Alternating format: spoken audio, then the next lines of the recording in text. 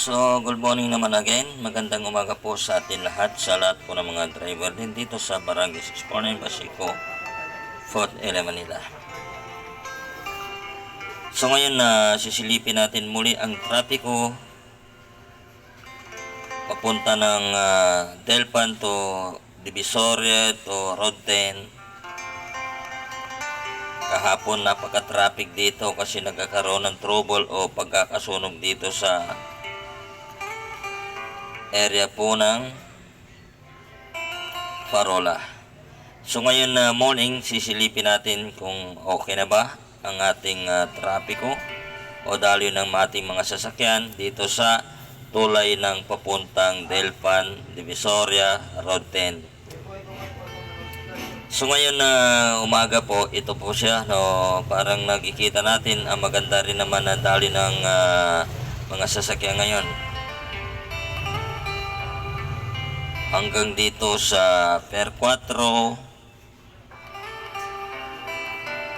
Road 10. So nakikita natin maganda naman ang daloy ng mga sasakyan ngayon.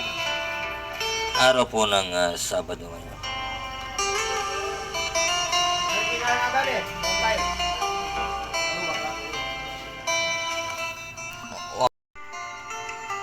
So nakikita natin maganda naman ang daloy ng mga sasakyan. Babalik tayo dito sa Per naman ating pong dito naman tayo sa papuntang Divisoria naman po ang ating sisilipin ngayon. So good morning po sa lahat po na manonood na itong video natin. Magandang umaga po sa inyo lahat. So ito naman na papuntang Divisoria. So nakikita natin okay naman na daloy ng mga sasakyan. Wala naman po traffic.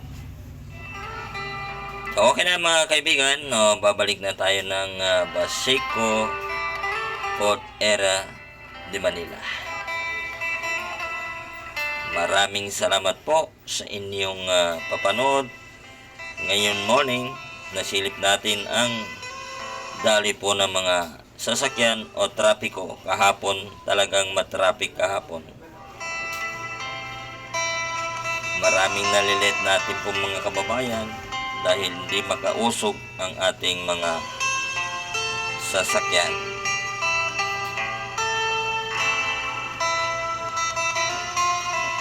So ito na po ang area po ng Barangay 649, Basico, Fort Area, Manila.